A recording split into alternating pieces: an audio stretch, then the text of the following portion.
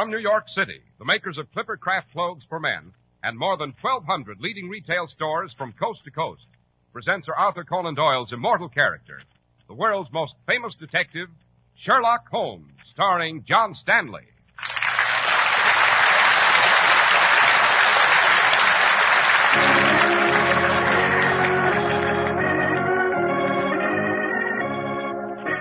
This week's adventure, the Guy Fawkes Society. Oh, but Holmes, you're running an unspeakable risk. Can't you allow the police to handle this themselves? No, Watson, I must be there myself. Well, shouldn't you take along a revolver, a weapon of some sort? I think not. They might decide to examine everyone entering the warehouse.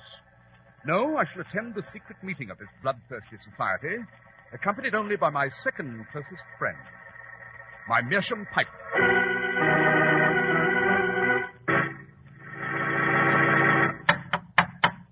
We're at the door of Dr. John Watson's study, and we're about to hear another of his adventures with the fabulous Sherlock Holmes. Oh, good evening, Mr. Harris. Good evening, Dr. Watson. Have you assembled all the facts for the memoir you're currently writing, Dr. Watson? Yes, Mr. Harris. It's the adventure of the Guy Fawkes Society. Guy Fawkes? You mean the arch-conspirator of 17th century England? The very same. Well, what sort of organization was this society, Doctor? Well, it was a secret cult formed in 1897. Their membership consisted entirely of fanatics devoted to one of the most horrifying purposes imaginable. And what was their purpose? Well, I shall reveal the incredible secret at the appropriate time, Mr. Harris. But now it would seem is the appropriate time for a word about those remarkable Clippercraft clothes. So it is, Doctor. Let me paint a little word picture of you in the fine local store that sells Clippercraft clothes. Look expensive, don't they? But you try on a Clippercraft suit anyway. Feel comfortable?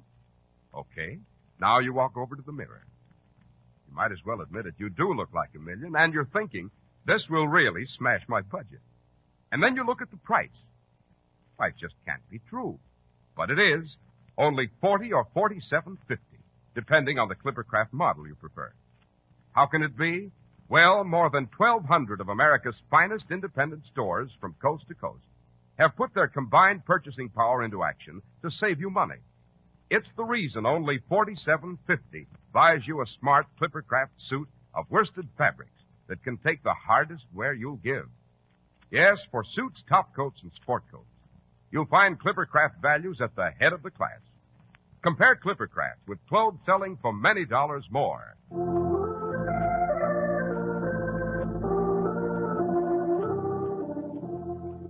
And now, Dr. Watson, what was the Guy Fawkes Society?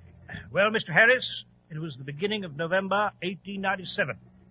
Holmes and I were returning to 221 B. Baker Street after a late dinner. We were enveloped in an unprecedented yellow fog. We were groping our way up the stairs toward our flat. Have you the key, Watson? Yes, here we are. If I can find the lock, Oh, confound it, there's something on the floor here. Kicked it with my foot. Well, I'll see if I can budge it out of the way. Holmes, it feels like a body. Match, Watson. Yeah, right. Good heavens, Holmes, it's a man. His throat's been cut. Will you look at this pool of blood? Like that lamp, Watson. Yeah, certainly. Yes. His throat's been slit from ear to ear. Look, Holmes, on the wall. There's handwriting. Someone's evidently dipped his finger in the dead man's blood and scrawled a message. Yes, it says, Guy Fawkes lives. Guy Fawkes lives? Now, what sort of diabolical nonsense is that? Shall I fetch the police, Holmes? In due course, we shall observe that technicality. Let's have a closer look at the corpse. What's that in his hand? Is that a chunk of wood? Pine wood, Watson. Oh, look, there's some sort of grease at the tip of the wood. From the odor, Watson, I should say it was oil. Oh, what the dickens do you suppose he was going to do with a chunk of wood dipped in oil? Clearly, the dead man was preparing a torch. Torch, Holmes? That's absurd. Why should anyone want to be marching about with a torch? The weather about which you've been complaining throughout the evening supplies the answer to that riddle. You mean the fog? The unbelievably thick fog, Watson. The torch, coupled with the fog, signifies that the dead man lying before us was a link boy. Link boy. Yes, I've heard the term. Can't say I've ever seen one. The venerable tradition originates from the days when it was necessary to accompany members of Parliament home due to the danger of their being attacked by thieves and dissenters and riffraff.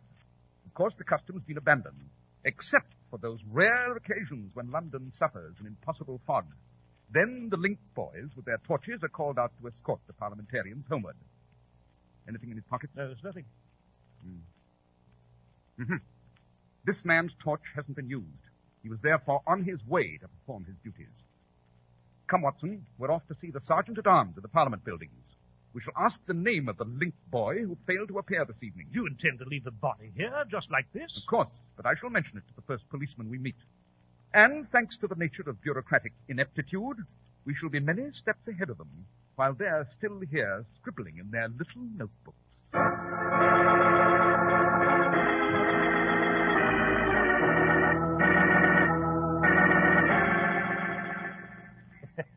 We certainly had the Sergeant-at-Arms and Parliament baffled, asking all those questions about the link boy without ever telling him what it was all about, eh? Let's see now, Holmes. Let's see, we've learned that the dead man's name was Harold Pickering, that Mrs. Hudson admitted him downstairs, that Pickering asked for you, that she saw him go up. The two other gentlemen appeared at the front door a moment later, one of them misshapen and very ugly, that she saw them go up. She then went back inside to her rooms and heard and saw nothing after that, until the police arrived. Then we... Holmes, what are you doing to your face? Smudging it with soot. What for? I must assume a disreputable appearance, Watson. You must assume what? There we are. Now, off with this tweed suit. And into some tattered things. Unfortunately, you cannot accompany me on this grotesque mission, Watson. Where are you going? You'll recall that at Parliament we were told that the dead man, Mr. Pickering, resided on Bridge Road by the West India Docks. We were also told that he spent a considerable portion of his time at various pubs in that vicinity. I intend to visit every shabby spot on Bridge Road. But why the disguise? I hope to learn what it was that Mr. Pickering wished to tell me when he came here. Obviously, it was something so insidious that it was necessary to cut his throat before he had a chance to talk. I shall visit the pest holes of Bridge Road. I shall be very vocal about loathing the government.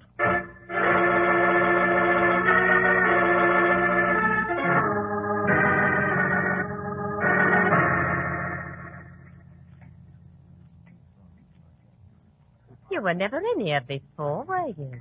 That's quite right. Do you mind if I sit down with you? You look kind of lonesome. I like to make friends with everybody who comes in. Do you like this place? Very much.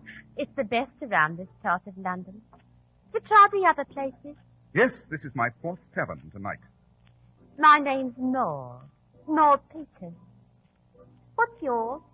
Like so many of your customers, Maud, I must ask you to accept a significant silence in answer to that question. Ah, you've a fancy way of talking. Did you hear me sing? Yes. Delightful.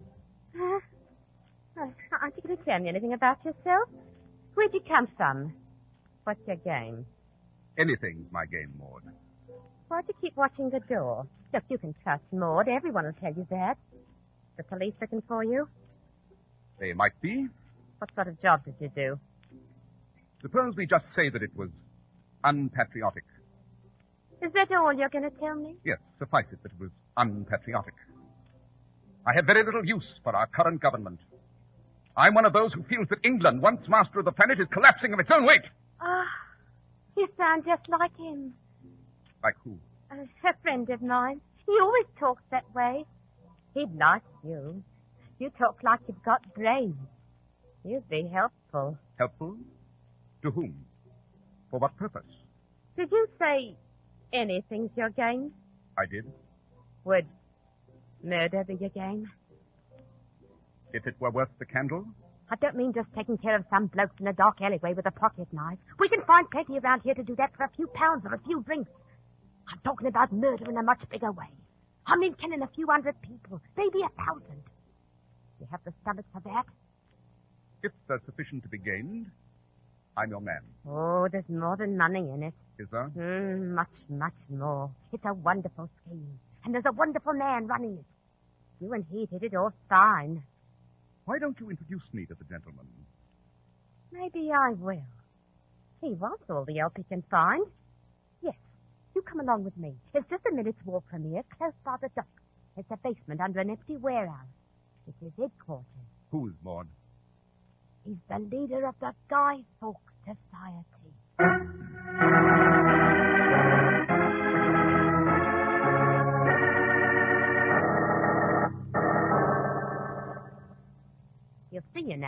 About time I might catch my death of cold sitting here waiting in this damp basement. He's in the next room. Now just go through that door. Here, you better take my candle. It's dark as pitch.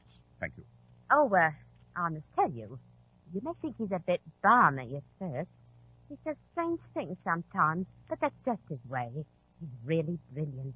And don't be frightened by Gerardo. Gerardo? Gerardo's the leader's man, sort of his bodyguard and secretary. Gerardo's the ugliest man I've ever seen. Most of his face was burnt off in a fire. Oh, but he won't hurt you. I'll wait out here. Go on through that door. Very well.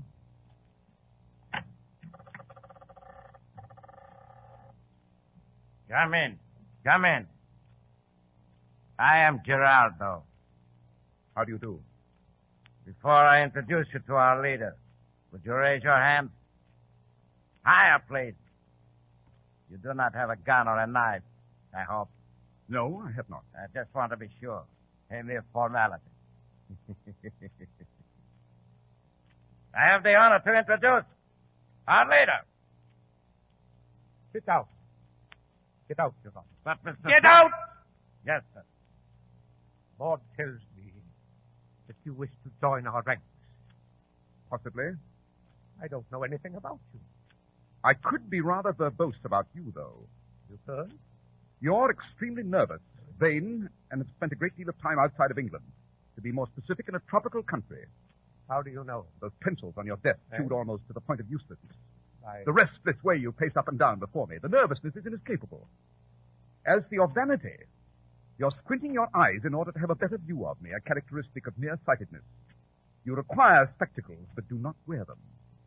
You've spent a sizable portion of your life in tropical countries because your teeth have a distinctive corrosion caused by endless munching upon sugar cane. Good. Very good. Maybe Maud was right about me. I have need of men with their wits about them. Ours is a great task. It's a bloody and dangerous task. But the rewards will be well worth the sacrifice. What is the task, Mr. Stewart? What I shall say may sound fantastic, but the truth is often very shocking. My name is Douglas Stewart. My genealogy may be traced to the Stuarts who once ruled my England. Really? You don't seem to believe it. Well, It's the truth, it's the truth, it's the truth. I can prove that I am the rightful ruler of the British Empire. I've been cheated of my birthright. Have you? They plotted against me. The impostors who sit now upon my throne, they plotted against me.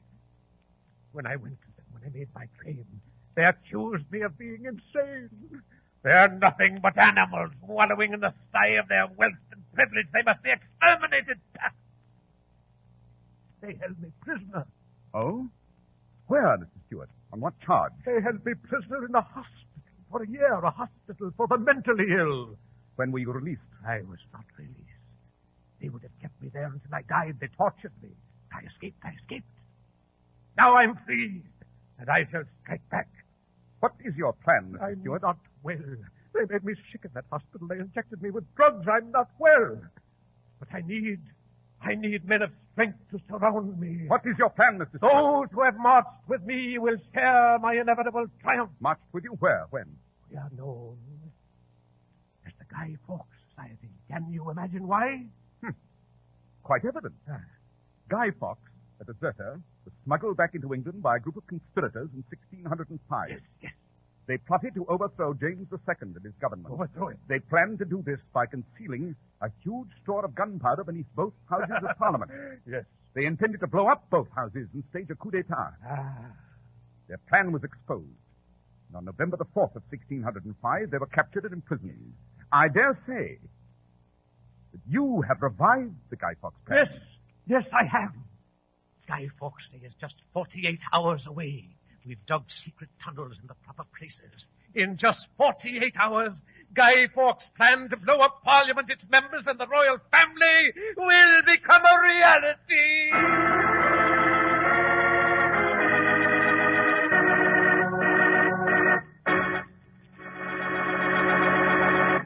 Well, Dr. Watson, Mr. Holmes has uncovered a breathtaking scheme. Yes, he certainly has, Mr. Harris. And you've provided me with just the word I've been seeking. Well, what word is that? Breathtaking is the word for Clippercraft clothes. subject on which you're well qualified to speak, sir. Won't you? Thank you, Dr. Watson. Men who used to spend small fortunes on their clothes are now wearing expensive-looking Clippercraft suits, because Clippercraft gives them all the handsome looks and long, dependable wear they demand without digging deep into their savings. Why, they pay only $40 and $47.50 for Clippercraft suits you'd swear cost twice as much. Really fine fabrics and top-notch tailoring are unheard of at prices as low as Clippercraft. Then, what's the trick? Well, what do you suppose happens when more than 1,200 of this country's finest independent stores from coast to coast, stores you can trust, concentrate their huge buying power? You're absolutely right. Their combined purchasing power drastically cuts the cost of manufacturing and distribution. Doesn't take an adding machine to figure out how Clippercraft's unique operation saves you money, or why Clippercraft suits are such terrific values at only $40 and $47.50.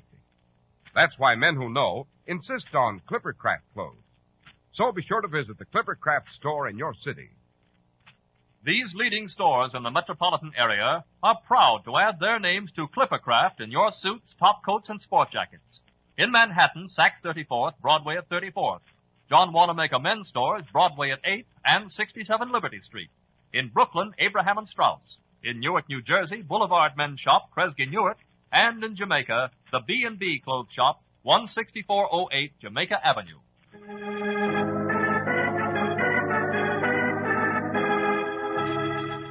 Now, shall we return to the Guy Fawkes Society, Dr. Watson? We most certainly shall, Mr. Harris. Holmes left the dank, dirty cellar where he'd held his bizarre rendezvous with Douglas Stewart. He returned to 221B Baker Street and recapitulated his experience for him. Good gracious, Holmes, a plan to blow up both houses of Parliament. I can hardly believe it. Shall we inform Scotland Yard of your discovery? Not just yet, Watson. Impetuosity is a trap into which we must not fall. If the police should intervene at this point, Stewart and his vile henchmen would simply protest their innocence and elude justice. They must be captured with the evidence. Aha, I see. You're waiting to determine their plan of operation. Then you'll strike. Exactly. And I shall have that information this evening when the entire membership of the society convenes, in that same waterfront spot where the renegade Stewart has his headquarters. As a neophyte, I've been invited to attend their ritual. Well, Holmes, haven't they questioned you about your own reliability? Extensively. I imagine Gerardo was impressed, eh? Quite. Therefore, I'm off to the foul cellar where the chief lieutenants of the Guy Fawkes Society meet in unholy conclave.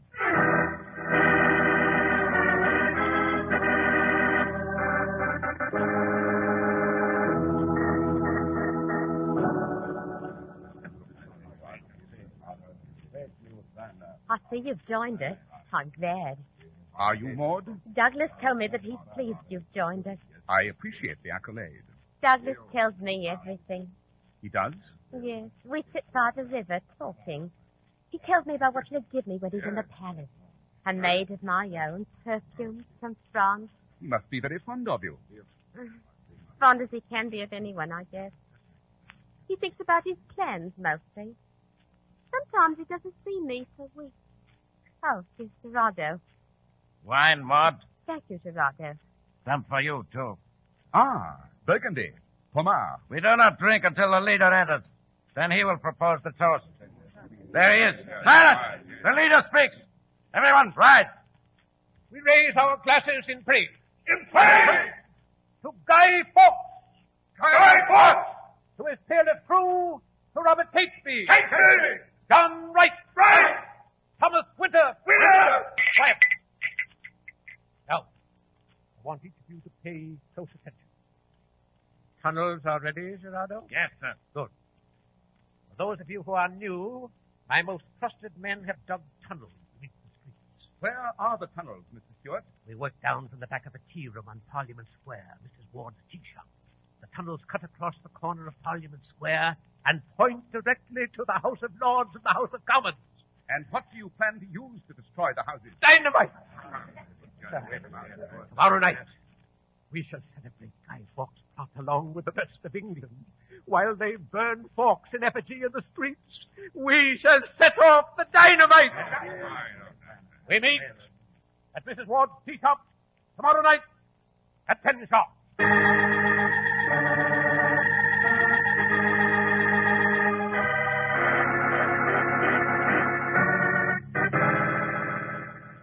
You understand exactly what you're to do, Watson. Yes, exactly, Holmes. I shall tell the story to the Assistant Commissioner of Police and request that he send a special squad. You'd like them to hide around the corner from the tea shop, eh? Precisely. And you must try desperately to convince him that his constables are to be armed. I realize it's an extraordinary demand, but perhaps he'll sense the danger. Oh, by Jove, Holmes, he may not believe the story at all. He may not do a blessed thing. Oh, we must risk it. Remember, Stewart's asked me to meet him at the warehouse. He, Gerardo, and I will then proceed to the tea shop. There we'll meet the others. At 10. If the police will cooperate, they should be at their posts at 9. Holmes, you're running an unspeakable risk. Wouldn't it be wiser for both of us to try to convince the police to handle this themselves? And allow them to make a botch of it? No, Watson, I must be on the scene myself. Shouldn't you at least take along a revolver, a weapon of some sort? Gerardo might decide to examine everyone entering the warehouse. No, Watson, I shall merely be accompanied by my second closest friend, my meerschaum pipe.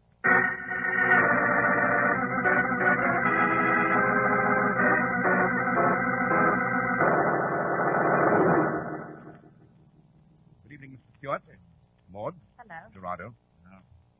Is everything in readiness? Yes, yes. I have a carriage waiting outside this warehouse. We will be driven to the tube. Excellent, Mr. Stewart. You may distribute the weapons, Gerardo. Maud, you will wait here in the warehouse. When it is over, I shall send them. All right, Daddy. You have my revolver, Gerardo? Here it is. Give it to me.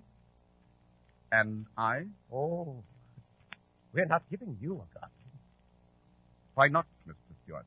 I would feel better if you were not armed. Mr. Sherlock Holmes? Let me kill him now, Mr. No. Stewart. No, Gerardo, no. Ever since his own face was burned off, Holmes, Gerardo enjoys giving the same experience to others. You lied to us, Mr. Holmes. You've been lying all along. We're not exactly fools, Holmes. That story you told Gerardo about your criminal background, we took the trouble to verify it.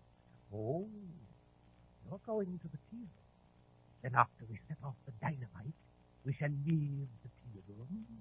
But you will remain locked inside. You lied to me, Holmes. Everyone lies to me. Stand up, Holmes. If you try any tricks, I'll slit your throat. Just as you split Harold Pickering's, the link boy? Yes. That was your handiwork, wasn't it, Gerardo? Pickering, with a keen professional interest in even the vaguest rumor concerning Parliament, must have taken up the scent to your society, one evening perhaps in the pub where Maud sings. He ran to me to bring the news, and you followed him. My housekeeper reported that one of the assailants was repulsively ugly. I could make you look just like me. I would like to. Get away from him, Gerardo. Come on. We're leaving for the tea room. You first, Holmes. And remember, I have my finger on the trigger of my gun. Maud, stay here. You'll have words with us. Good luck, Douglas. We're leaving now, Holmes. Not much later, because I've taken an extra precaution. Since you might have notified the police that our maneuver is scheduled for 10, I've sent out word that we will set off the dynamite 1 hour earlier at 9. Come on. Carriage is waiting.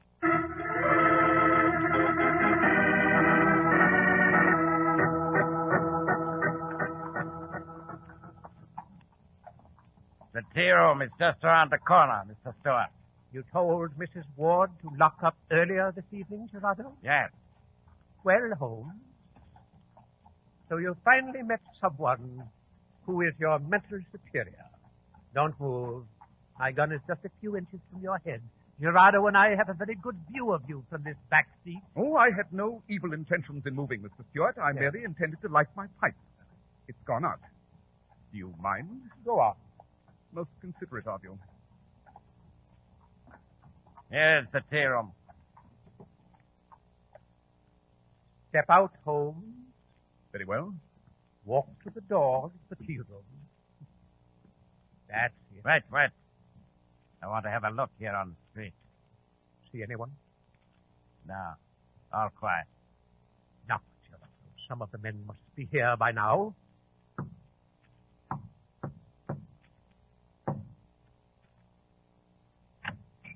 It's us, Mr. Stewart and I. Come in. We're all in the back of the shop. Walk in, Holmes. Certainly. Close the door, Gerardo. Don't lock it. We'll have to run out once we set the fuse. Yes. Let's all go to the back.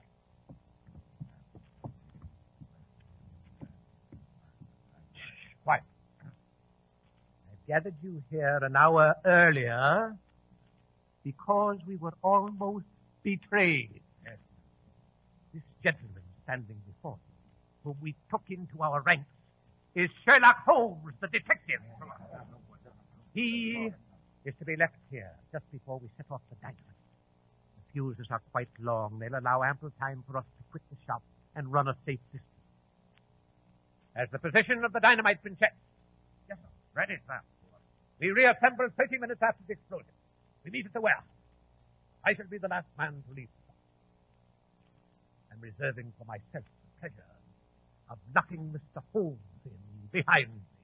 I'm complimented, Mr. Stewart. Are we ready? Yes, ready. Light the fuses, Gerardo.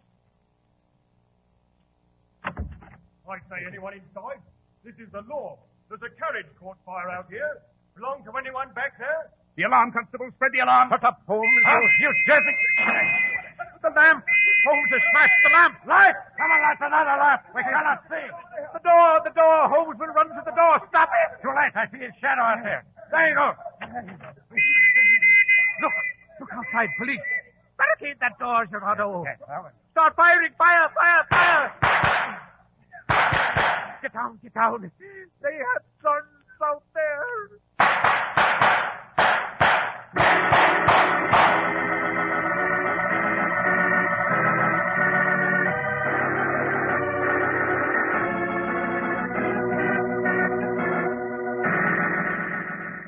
Well, Holmes, I never thought you'd leave that tea shop alive. Oh, I did, Watson. Oh, it's a magnificent job you've done. Stewart and Gerardo have been taken to the morgue. Rest of the crew's packed off to prison. You set fire to that carriage outside the shop, didn't you? Of course. I was in the front seat with the driver. He was preoccupied with his horses. Stewart and Gerardo, to keep an eye on me, purposely sat in the back. They could see most of me, but it was comparatively easy to drop a bit of hot ash from my pipe onto the upholstery. I knew that within a minute or two the carriage would catch fire. It would attract your attention, watching from the corner with the raiding party, or that of the constable on the beat. He poked his head in, sure enough. I shall never cease admiring your quick-wittedness, Holmes. Neither shall I, my dear Watson. Neither shall I.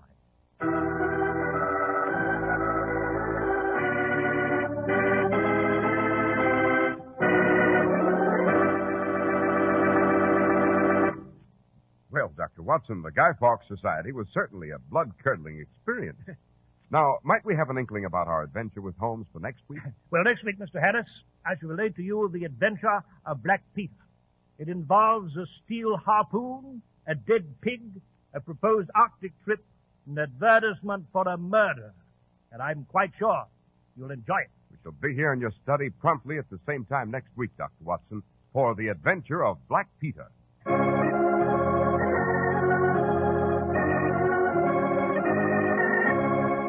The makers of Clippercraft clothes and more than 1,200 stores from coast to coast have brought you another in the new series of broadcasts featuring the world's most famous detective, Sherlock Holmes. Our stories are based upon the character Sherlock Holmes, created by Sir Arthur Conan Doyle, and the program is produced and directed by Basil Lockridge. Sherlock Holmes is played by John Stanley, Dr. Watson by George Spelden. This week's story was written by Howard Merrill with special music by Albert Berman.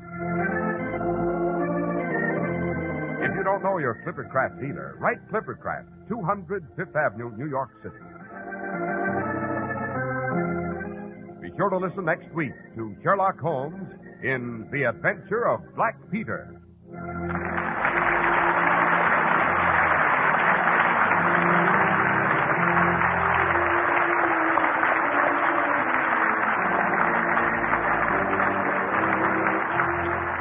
This is Cy Harris speaking for Clippercraft Clothes. This is the Mutual Broadcasting System.